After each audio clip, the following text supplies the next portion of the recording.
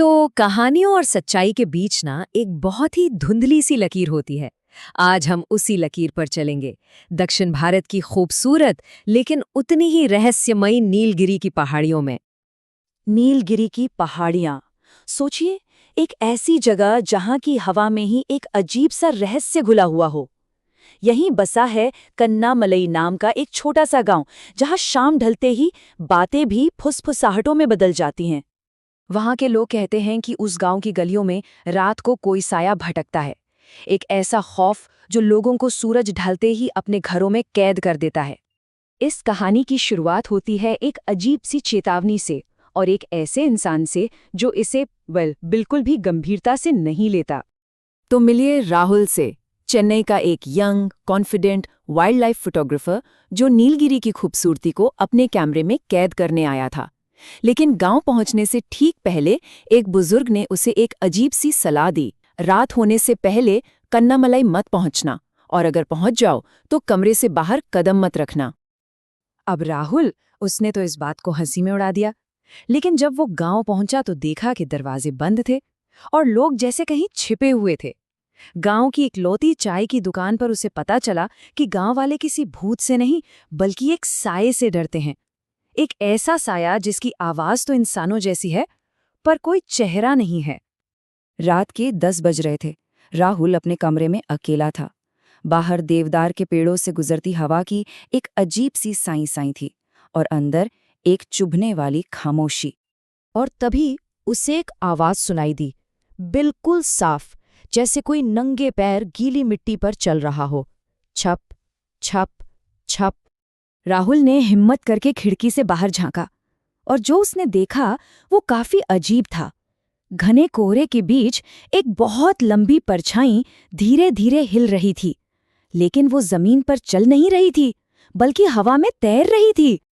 राहुल को लगा शायद ये उसकी आंखों का धोखा है, पर फिर उसकी नजर उस परछाई की गर्दन पर गई, जो बिल्कुल किसी जानवर की तरह पूरी की पूरी पीछे की ओर मुड़ी हुई थी। ये एक ऐसा मंजर था जिसे कोई भी कभी नहीं भूल सकता। अगली सुबह राहुल, जिसके दिमाग में अब हजारों सवाल थे, सीधा गांव के एक बुजुर्ग के पास पहुंचा। उसे जानना था कि आखिर रात में उसने देखा क्या था। तो उस बुजुर्ग ने उसे राजम्मा की एक बहुत ही दुखद कहानी सुनाई। सालों पहले राजम्मा नाम की एक औरत जंगल से जड़ी बूटियां लेने गई और फिर कभी नहीं लौटी। 3 दिन बाद उसकी लाश मिली, जिसकी गर्दन किसी जानवर ने बेरहमी से नोच डाली थी। और जिस रात उसका अंतिम संस्कार हुआ, उसी रात गांव ने पहली बार उस साये को देखा। तब से वो हर रात उसी रास्ते पर भटकती है जहां से उसकी लाश लाई गई थी।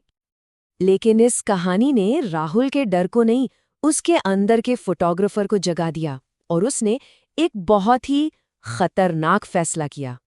उसने सोच लिया, मैं इस साई की फोटो लेकर ही रहूंगा।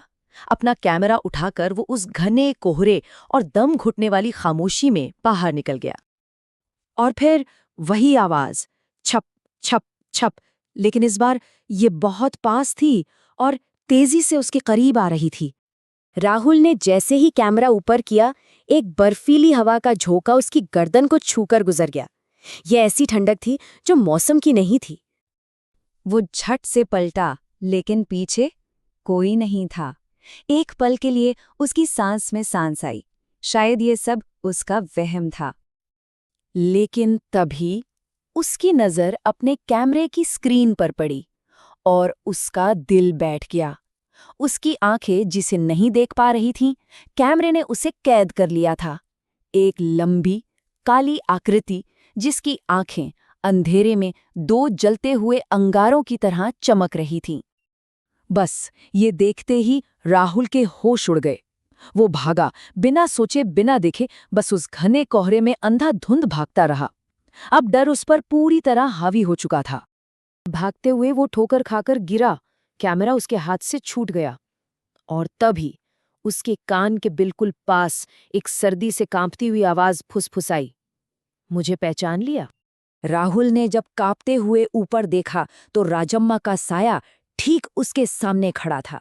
उसकी गर्दन पूरी की पूरी उल्टी घूमी हुई थी, और चेहरे पर कुछ भी नहीं था सिवाय 2 काले गड्ढों, और मुंह की जगह एक लंबे कटे हुए घाव के। अगली सुबह गांव वालों को उस पुराने बरगद के पेड़ के नीचे सिर्फ राहुल का कैमरा मिला। राहुल कभी नहीं मिला। वो उस कोहरे में जैसे हमेशा के लिए कहीं खो गया। सब कुछ खत्म हो चुका था, पर एक आखिरी सवाल अब भी बाकी था। आखिर राहुल के कैमरे में कैद वो आखिरी तस्वीर किसकी थी? उस कैमरे में जो आखिरी तस्वीर थी वो एक काले साए की थी, जो बिल्कुल सीधा कैमरे के लेंस में देख रहा था, जैसे उसे पता हो कि कोई उसे देख रहा है।